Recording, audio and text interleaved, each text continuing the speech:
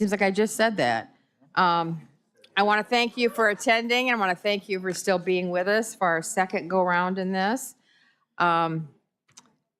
If you want to address the board, you need to fill out a form. I have 6 so far, so as long as we're under 10, the 5 minutes is still a thing. So let's begin with the Pledge of Allegiance. I want to thank you for attending. I pledge allegiance to the flag of the United States of America and to the republic for which it stands, one nation, under God, indivisible, with liberty and justice for all. Let's begin with the pledge. Mrs. Oxley, you do the roll call, please. Ms. Hamilton? Present. Mrs. Brown? Mr. Dobies? Mrs. Mitchell? Here. Ms. Acton? Present. Ms. Hunt? Present. And Mrs. Fitzgerald? Here. Okay, now I'd like to entertain a motion to Move approval of the agenda, Madam Chair. Second, Support. discussion? Present. You all in favor? We do vote first, or? Mr. Dobies? All in favor? Here. Aye. Ms. Hunt? Opposed, the same? And Mrs. Fitzgerald? Okay, thank you. Motion passes. Okay, now I'd like to entertain, let's see, Superintendent's report. There are 2 points of business, both the same, and I'm thrilled to be able to recognize Shalonda Hunt. Actually, she is being recognized by the Michigan Association of School Boards for having completed the course requirements as a certified board member. So I have a certificate from MASB to acknowledge that. And then I have a second one because Ms. Hunt takes her role seriously and has done this. The Level 2 Award of Merit is awarded upon completion of Certificate Level 1 and a minimum of 45 education credits. Thank you very much, Ms. Hunt, for your service and for your work.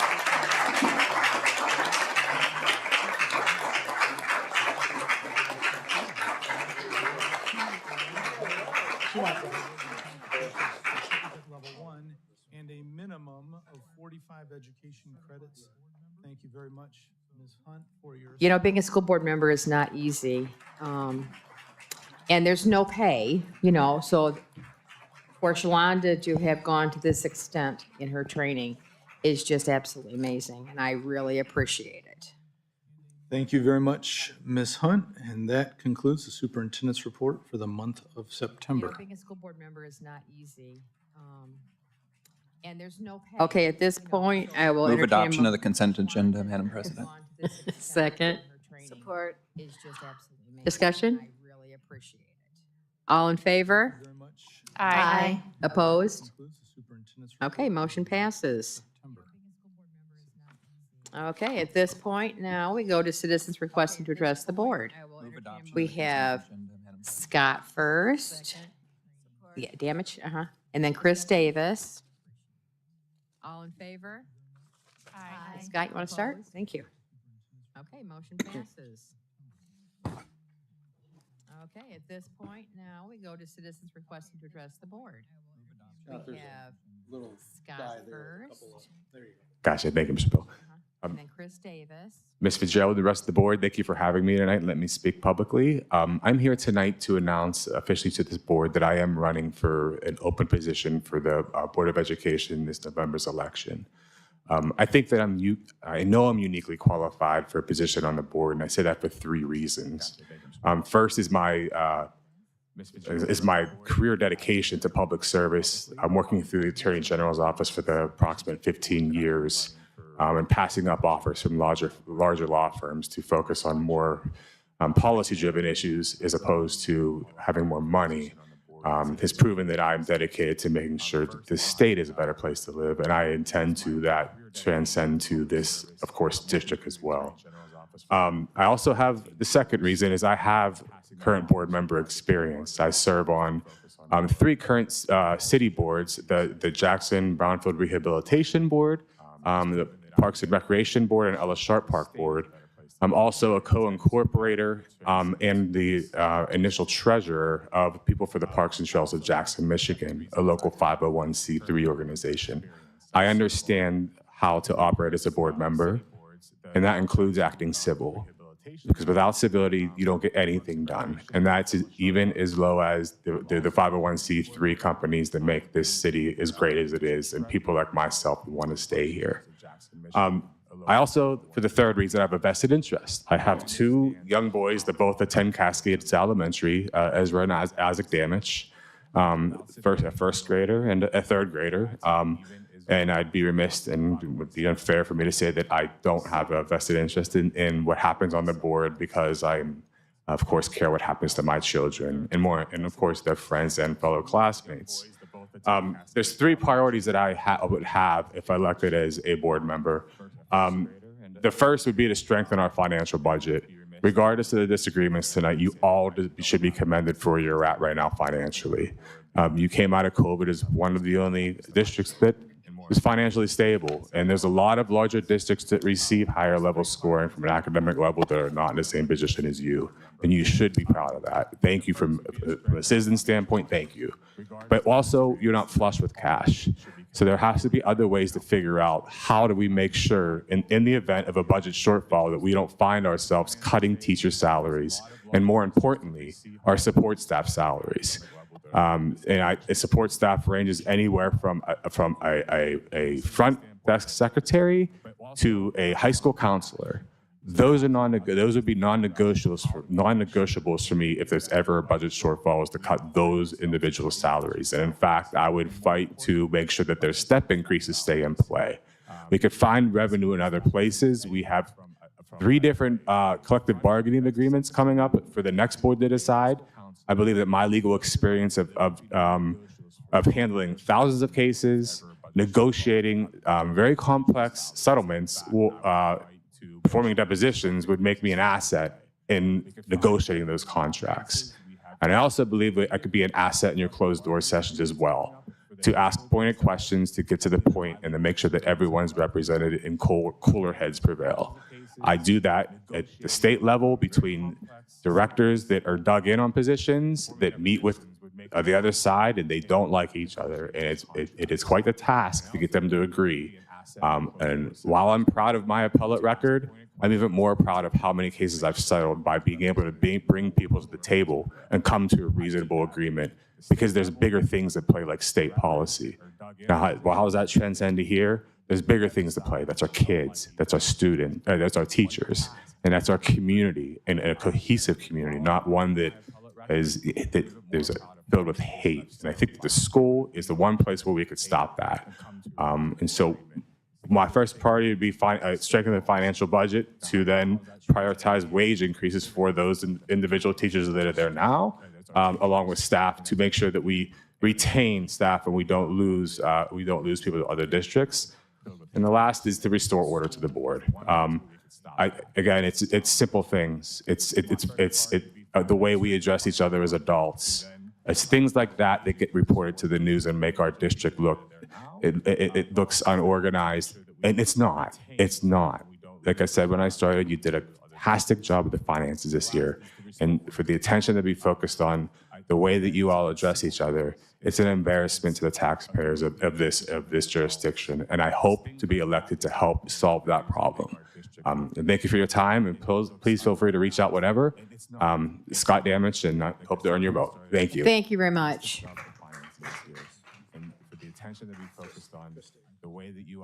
And Chris Davis is next. To the taxpayers of this jurisdiction, and I hope to be elected to help solve that problem. Thank you for your time, and please feel free to reach out whenever. Scott Damage, and I hope to earn your vote. Thank you. Thank you very much. There you go. Over the past few months, I've spent 99% of my spare time in the evenings and on the weekends knocking on doors and being in community events, hoping to reach the community and have a seat on that side of the table come January.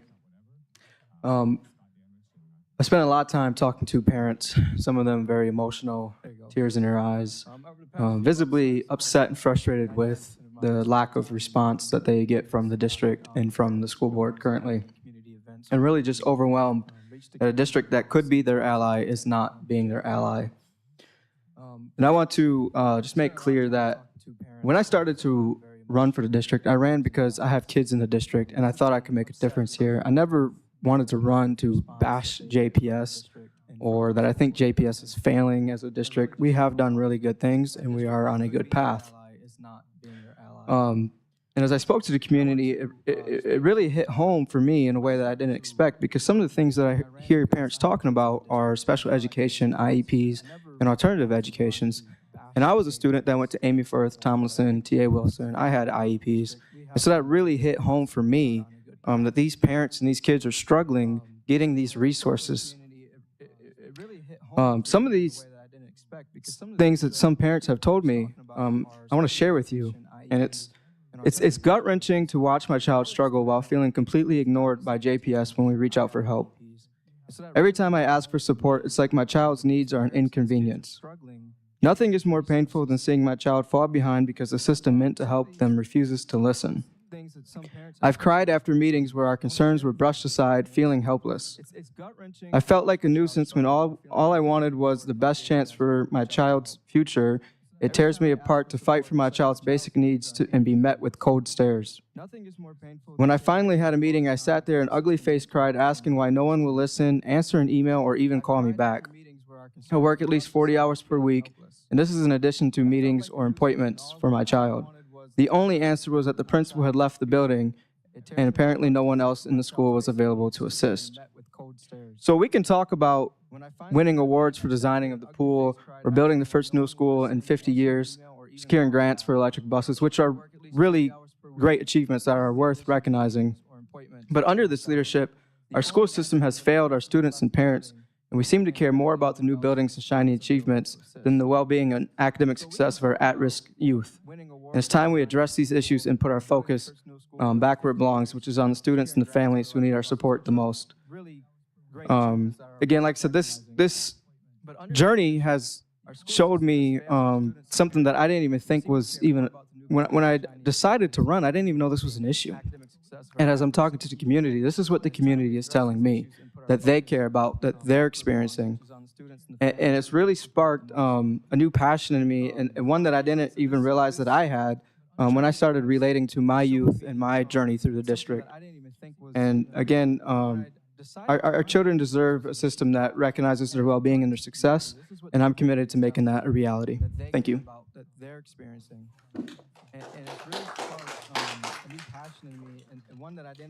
Jose Rodriguez, and then Cheryl Simonetti. And again, our children deserve a system that recognizes their well-being and their success, and I'm committed to making that a reality. Thank you.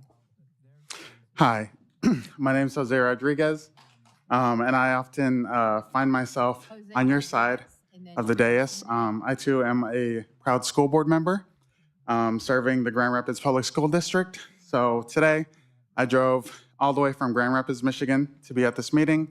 And as a board member, I understand the hard work that goes into this position, the thankless hours that we spend discussing how to improve our educational systems. I also understand the ways that one must maneuver the messiness of local politics, especially as a queer person of color with tattoos and piercings in West Michigan. It was not easy for me to get elected on the school board, but you know, here I am today. Again, proudly serving like many of you here in front of me. But one thing that I understand about education, whether here in Jackson or in Grand Rapids, is the way that we must model to our students how we are to treat one another. And more importantly, we must show our children, whether white, black, or brown, that we stand against racist rhetoric and hateful and incendiary comments. Such comments should never be tolerated. So when I heard that Trustee Hamilton was the target of racial remarks that brought into question her intelligence, I knew that I needed to come and speak in support of Trustee Hamilton and the Black students in Jackson Public Schools. Tonight, I've traveled over an hour and a half to express my disdain for Superintendent Beal, and I'm asking the board to truly take a hard look into what it would mean to separate from one another, and what it would mean to offer him a penny, not even 1 penny in return. If he were to receive severance, it would communicate to our communities of color that regardless of racist rhetoric, the wrongdoer will come out on top.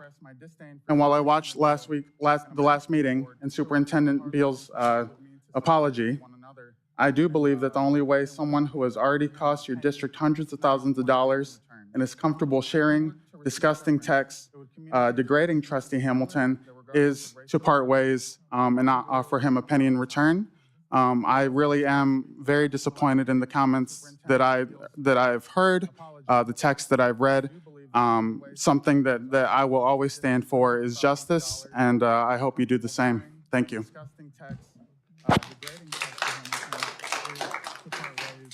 And not offer him a penny in return.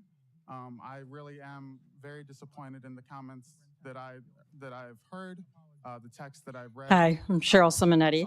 I have been actively involved in Jackson Public Schools for over 17 years.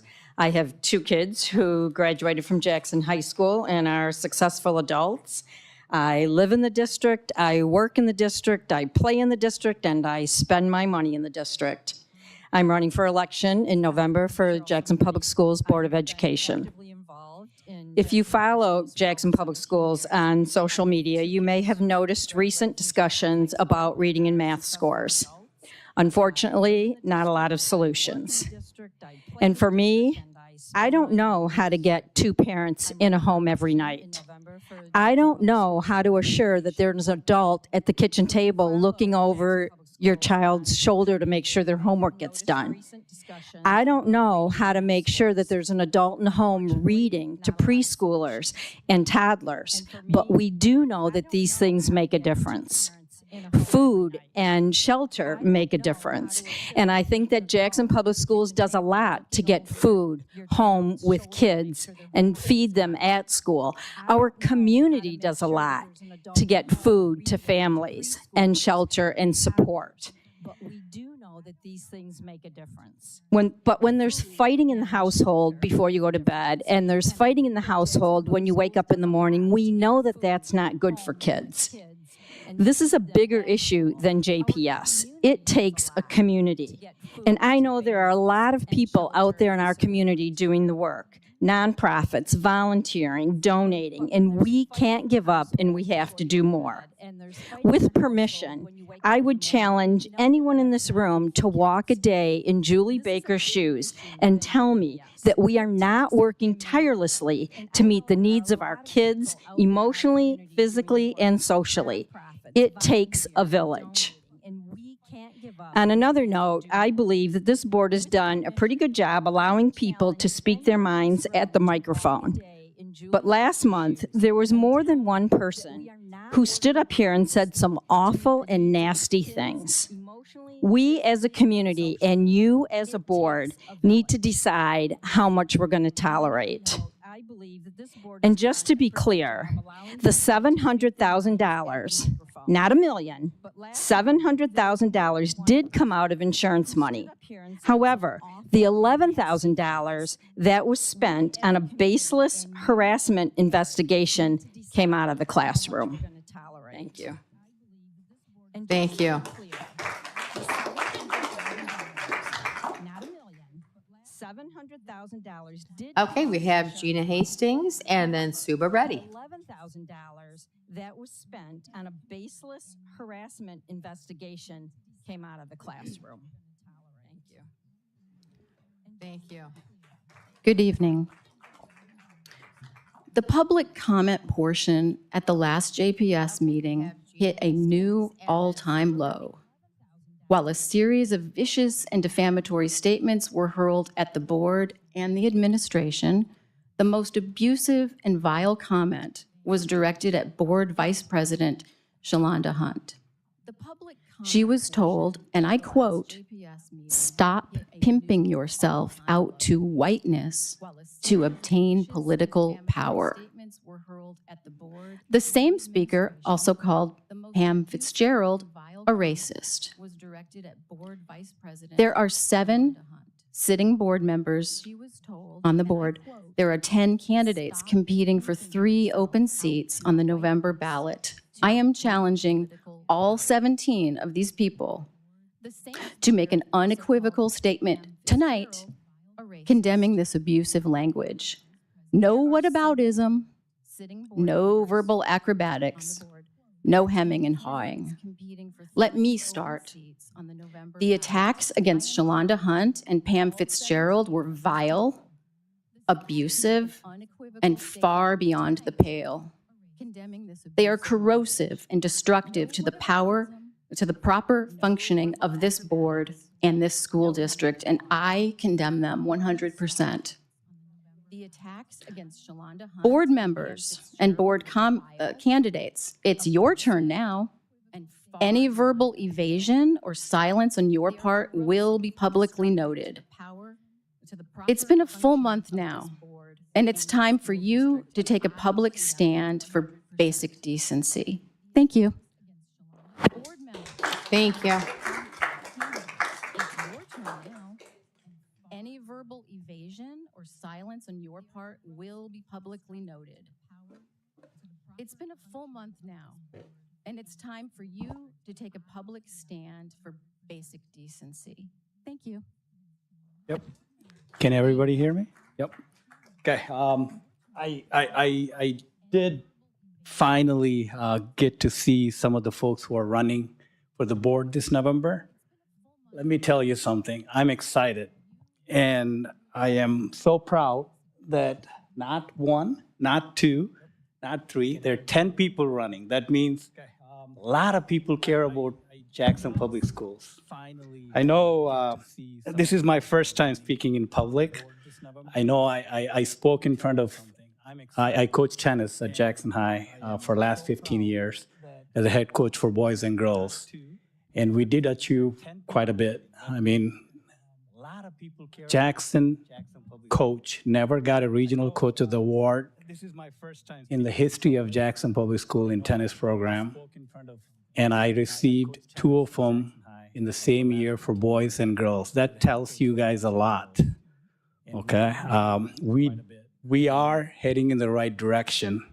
Not many people know I'm a graduate of Jackson High School. I graduated in 1998. And when I came here to this country from India, I can barely speak English. Okay? And whatever I say, nobody could understand me. But there were so many teachers at this school in the same building, spending an hour, maybe 2, every single day of my 11th and 12th grade to help me out. Not just with English, how to eat with a fork. And I can name some of the teachers, but I don't want to take a lot of time. But one teacher, Mrs. Deeg, Cheryl Deeg, she was our English teacher. She spent every single day after school with me and my brother to get up to speed. That's the greatness about this school. And I graduated in 1998 and then took a year off, went to California to become a tennis player. And I tried so hard for a year with the help of my uncle, Dr. Reddy, who was financing me. And after 1 year, I decided, I don't think I can get to the next level. It's time for me to go back to college. And I did attend Michigan State University. I did my dual major. Yeah, go green, go white. That's right. So I did finish my general management and finance dual major and minor in marketing from Michigan State in 2004 and worked for world's largest consulting company back then, Accenture, traveling every week, flying out of Detroit Monday morning and flying back on Thursday for 8 years. And then I got in a car accident where I broke my arm, my sternum, my collarbone, my ribs. I was in the bed. And I decided, what am I doing with my life? You know, traveling every week, staying in the hotel, trying to help these big companies, Fortune 500 companies, you know, trying to do better. But I think I can do better in my own town. So I decided, okay, let's take some time off, started coaching tennis, which I loved it. A lot of people think we just coach sports, but we do more than that with the kids. We teach them, you know, how to succeed in their lives. Okay? So here I am, last 28 years, close to, you know, in Jackson, you know, trying to make a difference. So come November, I know you guys just came to know that I graduated from Jackson High. You will know more about in next 2 months. But again, I am so proud that 10 people are running for Jackson Board. I am. Okay? I have a lot of respect, okay? So let's work together as a team because remember, we're all fighting for the same cause. So let's not waste time on, deviations. Just focus. We'll get there. And by the way, before I leave, my both kids, 5-year-old and a 10-year-old, both go to JPS, and I am proud. Thank you for giving opportunity. Remember, we're all fighting for the same cause. Oh, shoot. Okay. My bad. Like I said, in next 2 months, you'll know more about me. My name is Suba Reddy.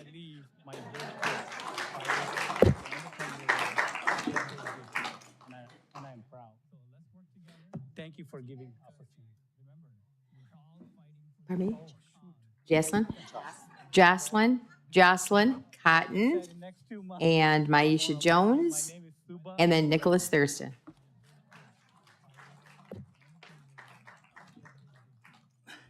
Good evening. My name is Jocelyn Cotton. And to be honest, I wasn't really going to say anything till I saw my other candidates saying something. I said, well, I need to speak for myself. So, but I can't speak for like Scott does, so I'm just going to keep it short and sweet.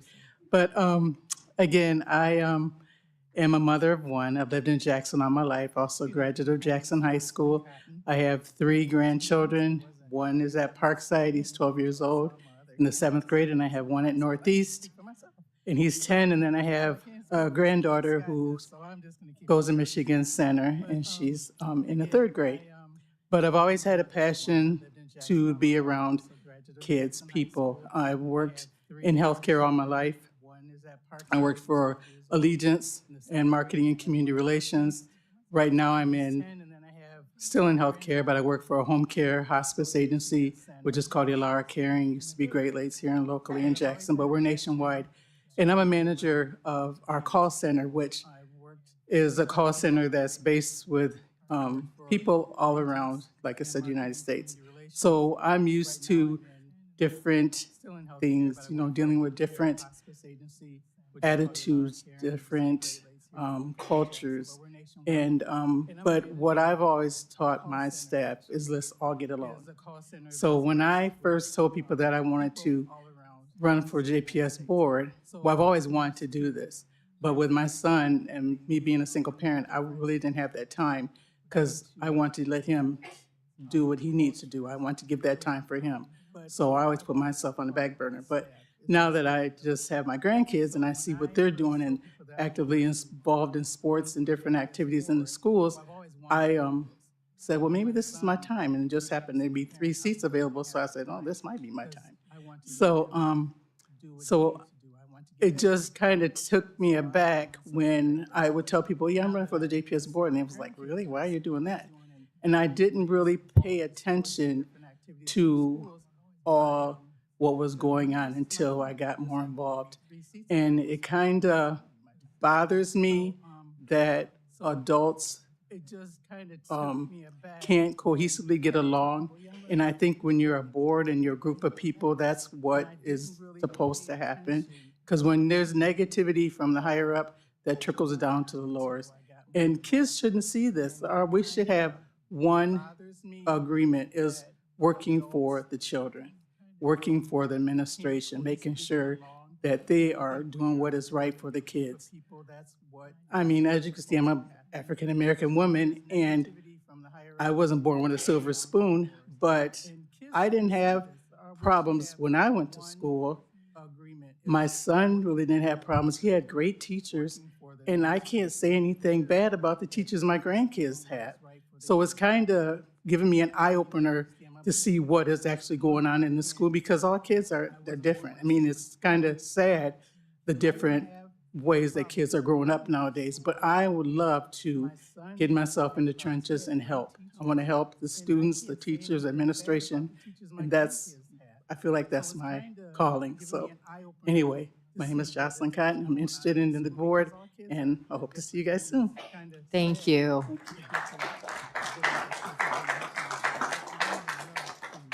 Get myself in the trenches and help. Maisha and then Nicholas. Students, the teachers, administration. I feel like that's my calling. So anyway, but is it the truth? Is how I want to start off my comments. I hadn't planned on speaking about the comments that I had made at the last board meeting, but since the opportunity presented itself and I have time today, I think I'll address it. If we look at this, the root cause of every disparity, the disparities that we see in our students and how they show up, how their behaviors show up, how the things that are happening at home impact them at school, the root cause of every disparity is racism. That is not my thoughts. That is not my opinion. That is factual. Racism is the root cause to every disparity. So if we as leaders don't understand anti-racism, how can we make sound decisions, be able to provide resources to students if we don't understand and operate in the lens of anti-racism? We cannot. When we use words like abusive language, acting civil, being professional, saying awful things, those are excuses that we make up to perpetuate the system of white supremacy, which directly correlates to racism behavior and attributes that we continuously see. When we say it's not about racism, why are we talking about that? What else are we talking about when we have Black and brown students struggling and students of color struggling? There's a racism component in all of that struggle. In the comments that I made last week, everybody here who knows me and had an interaction, which I'm sure is 99% of these people, know how I show up. Hey, how you doing? Hugging on you, we chitting and we chatting. I have a master's degree in strategic communication and leadership. I know how to talk, and I'm a woman of God. I'm a praying woman. If we didn't had a one-on-one conversation, I didn't probably spoke life into you. I didn't hugged you. I didn't ask you some challenging questions. I don't lie. I come with straight truth and facts.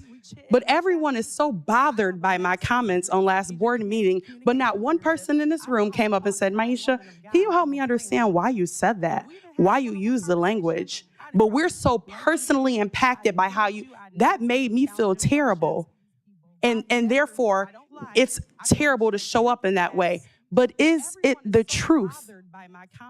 If you don't know whether it's the truth or not, you should ask more questions to find out instead of inserting yourself in topics you don't know about, perpetuating the system of white supremacy that's holding us back from where we need to be. If someone raises their voice in passion, if someone uses language that is civil or direct or whatever type of language that you want to use, doesn't mean that language, it might feel harmful, but if it's the truth, is the language harmful? I would encourage this community, specifically this board, to ask more questions, because it is apparent that the level of education around equity and anti-racism is not at this level. Besides, Keisha, we thank you for your work that you've been doing around anti-racism. If we don't talk about it, if we don't bring it up, if we don't insert it in every decision that we make, there's going to be a population of students left behind. And whether we want to acknowledge it or not, racism is real. It impacts our students' experiences at school. It impacts how we interact with them. It's impacting how this board is behaving. Someone said, it's sad that people can't get along. This ain't about people not getting along. I don't get along with a lot of people. I don't care about that. We have work to do. This is about racism being uplifted and perpetuated in this board. This is not about getting along. But that's the problem why we can't get the work done, because everybody buddies. Dang, that's my buddy. I know he ain't mean it. I know he ain't mean to harass or do this. I know he ain't mean it. He said sorry, because we all buddies. And it's all about getting along. I don't have to get along with you to do work that really is meaningful. I don't have to like you. This ain't about like or don't like, about all this Philly stuff. This is about the outcomes that our students are receiving at the root cause of racism. Before you just go out and start tarnishing my name and my character integrity, why don't you have a conversation with me so that I can give you the facts of why the comments I made make sense, so then you can stop perpetuating racism, and then we can all get to the root cause and start really being able to help our students. Before you just go out and start tarnishing my name and my character integrity, why don't you have a conversation with me so that I can give you the facts of why the comments I made Nicholas, make and then sense, Joni. so then you can stop perpetuating racism, and then we can all get to the root cause and start really being able to help our students. Hello, my name is Nicholas Thurston. I live here in Jackson, Michigan. I was a JPS student my whole life, and so a lot of the stuff that she just said is totally false. If everything comes down to white supremacy, then explain disparities of poverty and wealth in Latin America or Central America that have a significant number of illegal immigrants pouring into our country every single day. Why are they coming here? Explain disparities in China. Everybody in China is Chinese. Is there not poverty or disparity in China? What about other parts of Asia? What about the African continent itself? Can we blame all that disparity and poverty on white supremacy?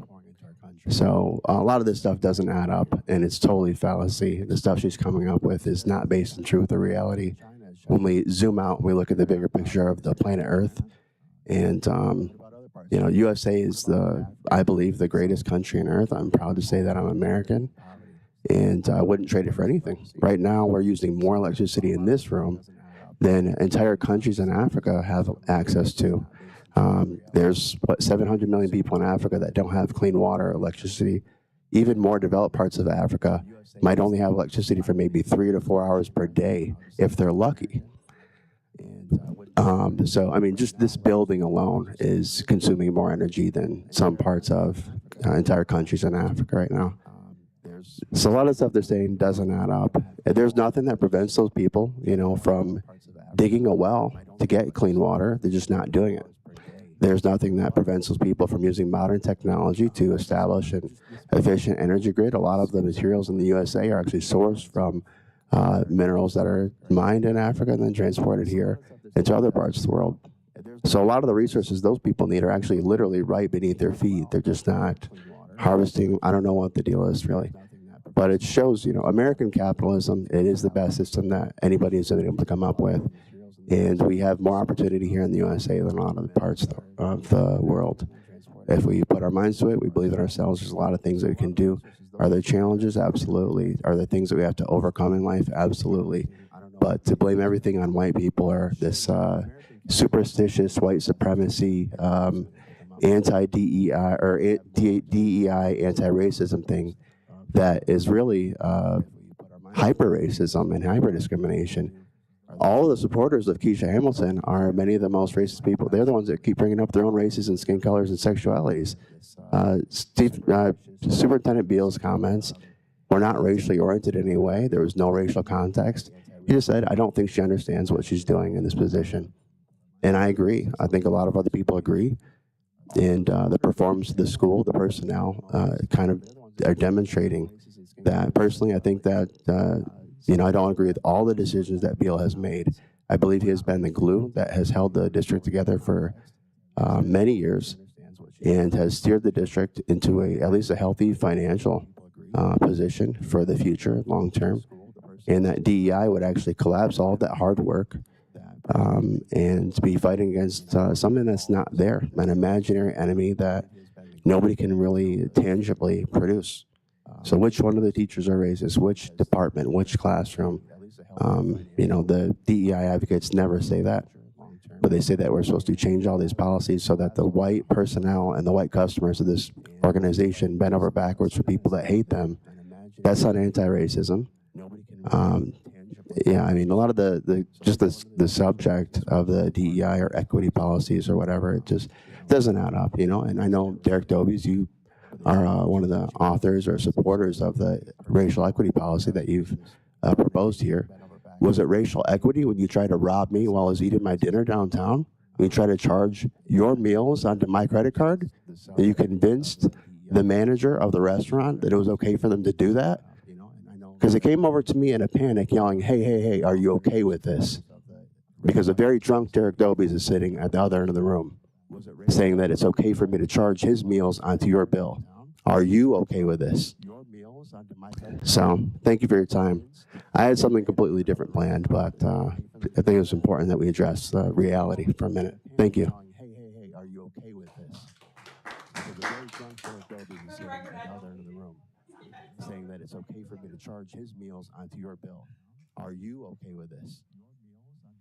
So thank you for your time. Hi, everyone. Joni Orndello again in Jackson. And I wasn't going to speak a second time, but there's some things that I've been made aware of, and I would think you guys should be made aware of. First, I have a serious concern about some of the teachers feeling like we're against the teachers. We're not. We're asking for the board to work together. I was just recently, I think 2 weeks ago, at the My Response to Hate conference that was hosted by a coalition, including the Michigan Attorney General, Dana Nessel. I got to hear her speak about oppression and things that she has witnessed throughout the state. I have concerns about the board not hearing parents, not listening. I have the opportunity in my multiple roles, and I've been doing special education mediation and facilitations since 2011. So I've been doing this for a long time. I've been fighting for my oldest daughter with this board for a board policy to change for over 2 years now. And I was informed by a parent that they emailed the same principal who was sitting in the audience wearing one of the shirts saying, "I stand for our students," that her daughter wouldn't be able to walk either if she doesn't finish her courses because she has a 504 plan, because that board policy is still in place. So we're not fighting against teachers. We're asking the school board and the school administration to do what's right, to change the policies, be for the students. Another thing that was brought to my attention is that they feel the board should focus on the students and our comments are distracting. We are asking for you to support the students. We're asking for you to listen to the parents. Not everyone has the same experience, but if 10% of the student population is feeling like they're being discriminated against or excluded or whatever, does that 10% not matter? They matter. My daughter having a disability, I have 2 daughters with disability, and my youngest is being evaluated for autism. My one daughter that's still in school, I took her out of JPS district because I am not going to have her experience what my oldest daughter experienced. And just so you know, these meetings are traumatizing to people who have that experience. The woman that came up here and spoke, and she was kind of aggressive in the way that she spoke, walked out bawling her eyes out because it triggered her. If you don't know about those types of experiences, I invite you to learn. Because as a white woman, I know that I don't understand the same things that Shalonda you go through. And it's different than what Keisha you go through. I don't understand them, but I'm willing to listen, to learn. And it feels like a lot of times you guys are not. And, you know, I have friends on the board. I have respect for people who are on the board. I'm just disappointed in how this board is conducting business. And it's not when they say, oh, put the board back in order and it's making JPS look bad. It's not Keisha making the JPS look bad. It's the whole board not listening to her, not taking her serious, not making her feel safe, not making her feel heard. You guys are supposed to work together. So if one member is being excluded, that's not working together. And it's not just her fault, it's all of your fault. And I think accountability needs to be held. It's not Keisha making the JPS look bad. It's the whole board not listening to her. Oh, yeah. Tabitha Williams. Not making her feel safe. Our last speaker, Tabitha Williams. Work together. So if one member is being excluded, that's not working together. And it's not just her fault, it's all of your fault. And I think accountability needs to be held. Good evening. Thank you for the opportunity to speak. My name is Tabitha Williams. I am currently the labor liaison with the United Way. I have been a Jackson County resident for my entire life. I have 3 children currently attending JPS, 2 at Sharp Park and 1 doing remote learning through SCMV. I am also one of the candidates running for one of the open school board seats. I was not prepared to make a statement or speak or introduce myself at all this evening.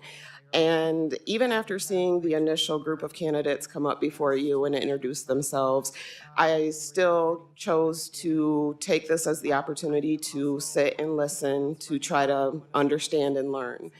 However, in the last 5 minutes of being in this meeting, I have found issue with what goes on this side of the table. I experienced, along with Jocelyn Bicey, the constant question everybody says when I say I'm running for a board seat. Why do you want to do that? Are you sure you want to do that? My skin is very thick. I have a loud voice. I'm not afraid to talk. I'm not afraid to share my perspective or where I come from or where I plan to go. I am not afraid to champion my children along with everybody else's children because they all deserve the opportunity to receive an amazing education and access to all that their little hearts desire. However, in the last, let me back up, sorry.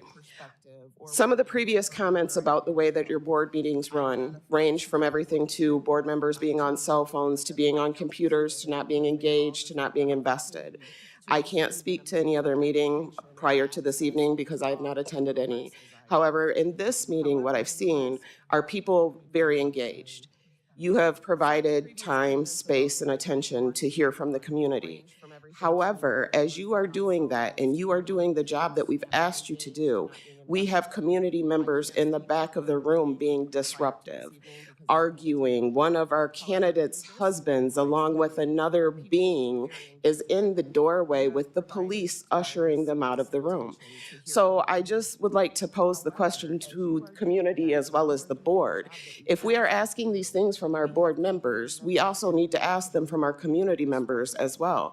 There's a level of respect, and if we want to continue to talk about being appropriate and being professional and working together, that has to be demonstrated inside this room and outside of it, and in the doorway and down the hallway as well. So in that, I appreciate the opportunity. That was just kind of a rattling situation that if we're talking about respect and what the responsibility and the power that we hold in this room, then we all need to get on board and support that. Thank you. Thank you very much.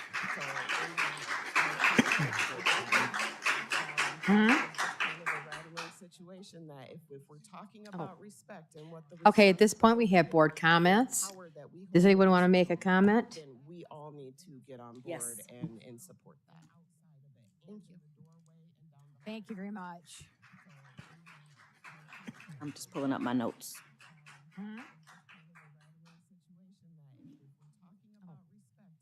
Okay, at this point, we have board comments. Does anyone want to make a comment? So always initially, I always like to thank our community for showing up, coming out, being engaged. We come out, at least for me, 4 years ago and said, hey, I really, really, really want your vote, and these are all the things I'm going to do. And beg you and make promises that, fortunately I've kept every last one. But seeing you all show up, thank you, because we like I said, we beg you to put us here. And then when you come and choose to hold us accountable, I appreciate that, because we can't do this job well. I guess I won't say that.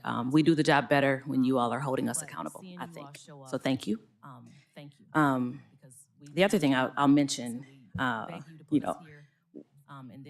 there's so much that could be said, and I'm not going to take a lot of time to say all the things that could be said, because I've said a lot of things, and I'm always be saying stuff, because, one thing that's not taken is my voice.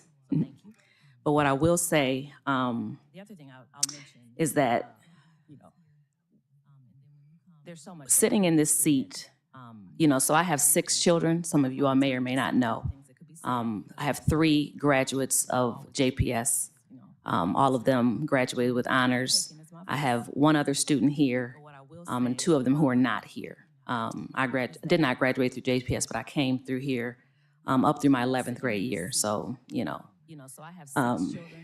so my commitment to this space is because I believe in not only my children and your children, but I really believe in the power of education. And so my commitment to this space is in that way. The next thing I'm gonna say is that I didn't choose to run for JPS School Board or sit here for the past 4 years enduring the things that I have endured because my children were per se at stake. Like I said, they are graduates, honor graduates, and those of you who have been paying attention for some time, I'm a mama bear, and you all aren't confused about that. I take care of my own. And they've always been fine. They were gonna be fine whether I sat here, and they're gonna be fine when I'm not sitting here. But I ran because there were students like me, there are still students like me who went through JPS and are going through JPS currently, whose parents, for various non-judgmental reasons, cannot be as involved as I am. I didn't know when I started on this board some of the things that I would experience. I'm a survivor as well in other spaces that I won't name that triggered some experiences that I have had to deal with, have triggered some things that I've experienced prior to. But I didn't know that when I stood up for myself, because I'm always going to do that, because I finally learned how to after some experiences.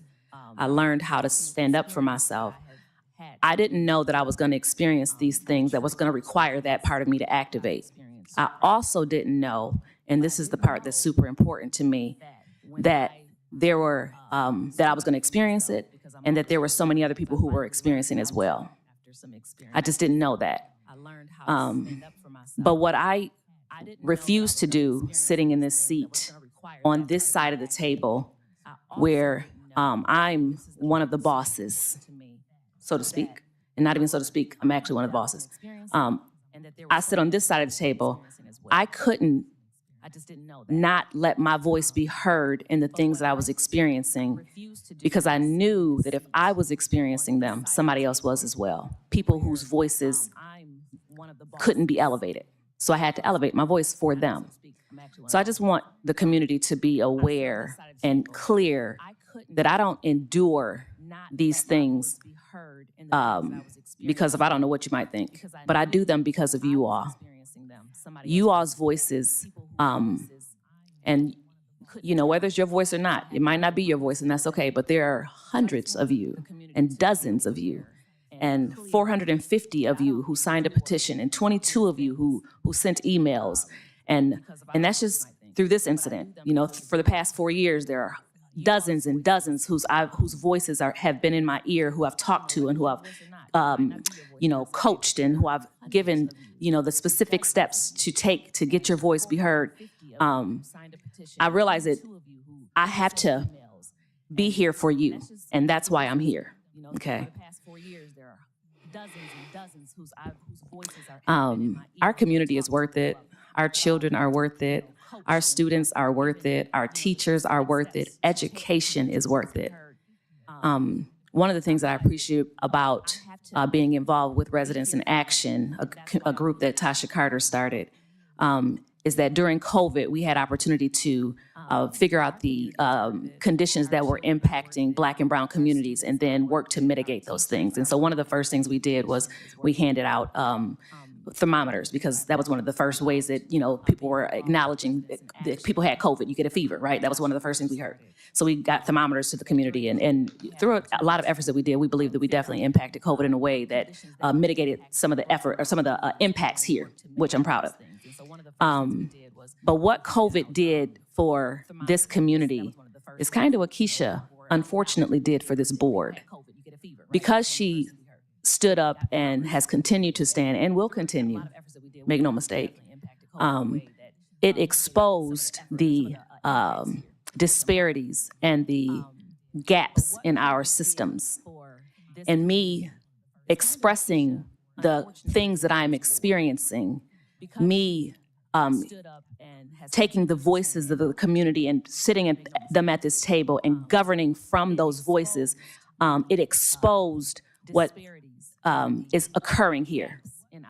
It's unfortunate and confusing that I would have to even state that I didn't cause this. But for some reason, and so for some people, I actually do have to state that. I don't know how little old me 5'2". We're not going to talk about the weight right now, but 5'2", mom to 6, shy, introverted person can, come in here and cause all this havoc all by myself. I don't know how that occurs. COVID, some people said it was created wherever, whatever, but, it did incredible damage to our communities. And we blame all the different things and reasons, and some of us, only a couple of us, because my community is strong. Thank you for all of you who are in red tonight. I see you. I appreciate you. I'm grateful for you. But this community, we're going to continue to experience these things for as long as we have individuals out there who want to look at one little old 5'2", beautiful, smart, intelligent Black woman who is strong in her boundaries and aware of her self-worth and refusing to accept bad behavior from anyone.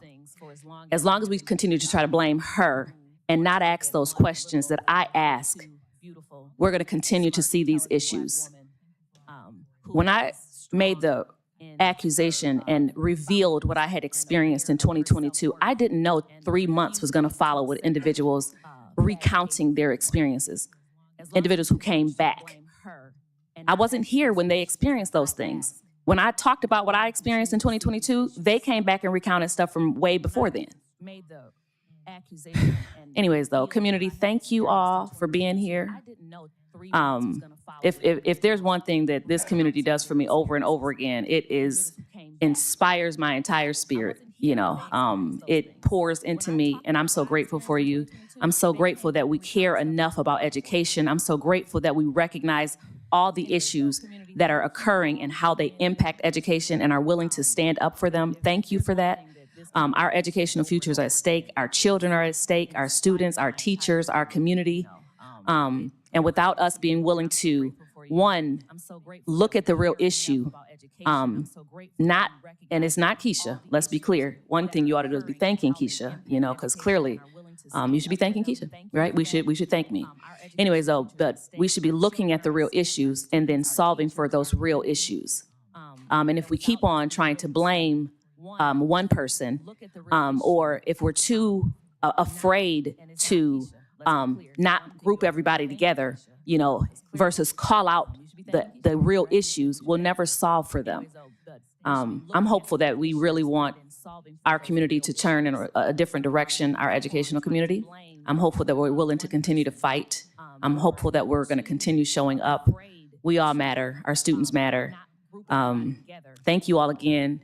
Like I said, my voice has never been small once I found it. It took me some time, took a few years, but I found it. Nothing that has occurred thus far has stopped me, and it's not going to stop me. I'm always going to do what I do. And I appreciate you all, that you all keep showing up and holding my arms up so that I can. So thank you. Thank you. My voice has never been small once I found it. Libby? That has occurred thus far has stopped me, and it's not going to stop me. I'm always going to do what I do. And I would just like to thank the community for coming out and being so interested in our schools, education throughout the community. I'd like to also thank the board for getting together and deciding on a difficult issue that we were very concerned about. And that's it. Thank you. Derek? Thank you, Madam President. I was told this was a thankless job, and Principal Lusby thanked me earlier, so I would like her to rescind it. But I appreciate all of the faculty, administrators, and staff that showed up and turned out tonight. For the Jackson Education Association, representing the educators and offering those comments tonight. I think that has a tremendous impact in raising some of the good work that this district has done, that Superintendent Beal has done, in the context of some of the difficult conversations that we had, that I appreciate all of this board working through together and engaging in some thoughtful, tough discussion and ultimately coming to a conclusion that will allow us to move forward and focus on doing our job as board members, focused on doing what we can to better serve the students, the parents, and the educators that are part of this district. So thank you guys. Outside of that, hopeful that I know this kind of got delayed by the August meeting events, but would hope that at our June meeting, we had postponed conversations around the equity policy to the August meeting. I know that didn't happen. Would hope that we could add that to for discussion at our October meeting. And also because I am a policy wonk and we're talking about getting back to focusing on students and issues, I've been working on policy 8390, animals on district property, with the hopes of maybe having a conversation around therapy dogs and some of the things that we can do in a district that some other school boards across the state have taken up and found great success with. So I've been doing in the background a bunch of research and working on that policy and engaging in some conversations with administrators in the district. But ultimately, I report to the big boss, my daughter, who asked me to work on it. So she's been putting me to work on weekends. So look forward to bringing that policy in front of the board, the policy committee, hopefully by October. Administrators in the district. Thank you. Angela. I too would like to thank the administrators and teachers and staff who came tonight. It's very appreciated. And I also would like to thank all of you for a great beginning of the school year. I have a son at Parkside and a daughter at the high school, and they had a wonderful start to the year. And I have, friends, kids at different elementary schools around the around JPS, and the staff is definitely working hard to make sure everyone is starting off the year great. So it doesn't go unnoticed. So thank you. Marilyn? So JPS is addressing student achievement, and here are some of the actions we've taken. We have purchased a new curriculum for K through 5 reading, Open Court, that specifically addresses foundational skills that we have found many students are missing, mostly phonics and phonemic awareness. We've purchased a new K through 5 math curriculum and new middle school math curriculum, high school social studies curriculum, K through 12 special education curriculum for reading and math, as well as a new world language curriculum. We have provided teachers with ongoing professional learning to allow them to teach the new curriculums.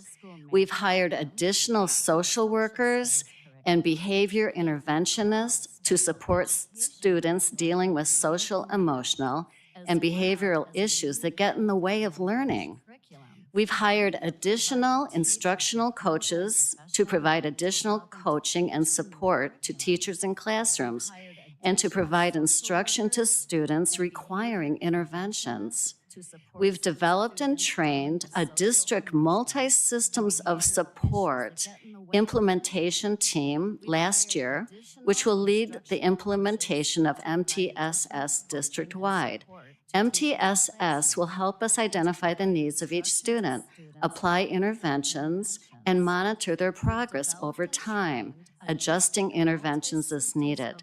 The MTSS structure will be applied to academic achievement, behavior through positive behavior intervention and supports, attendance, and social emotional needs.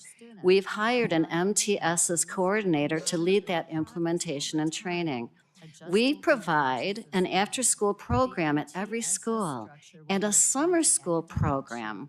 Students who are performing low in reading or math are referred to these programs. We employ retired teachers to work with small groups of students to provide additional support and instruction for those who have gaps in their reading or math skills. So I wanted to bring the public's attention that we really are doing a great job. Thank you, Julie Baker. She provided me with all these details this morning, actually. And I thank you, teachers, for all coming out. I appreciate your work. It's hard work. But obviously, I loved what Super Reddy said. Oh my gosh, that was just such a great success story. So thank you so much just for everyone coming out tonight. She provided me with all these details this morning. Yolanda? Good evening, everyone. Thank you for being here tonight. Thank you for presenting your voices on the issues that our current board has been experiencing over a period of time.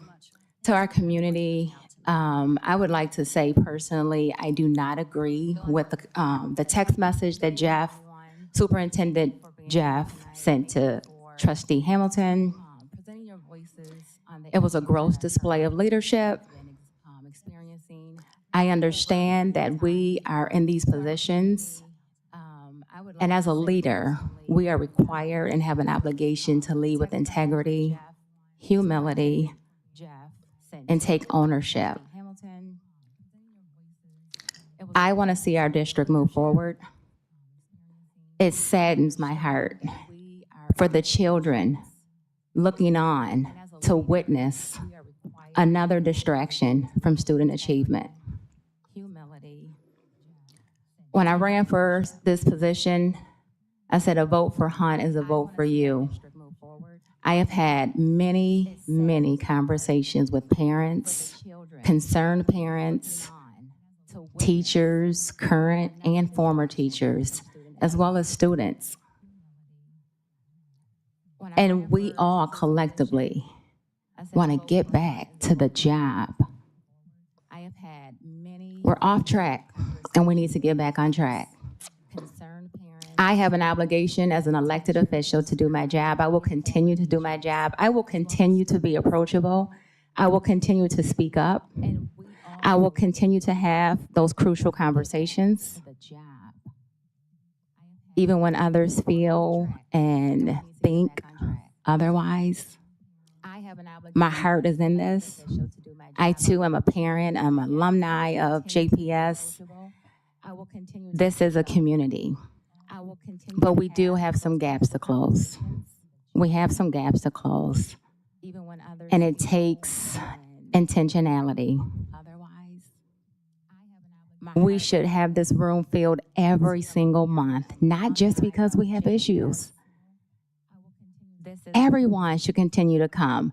Those of you that are running for school board, it is a wonderful job when you know that you have impacted the lives of vulnerable children. Those teachers that have said, thank you, Shalonda, for being that sounding board.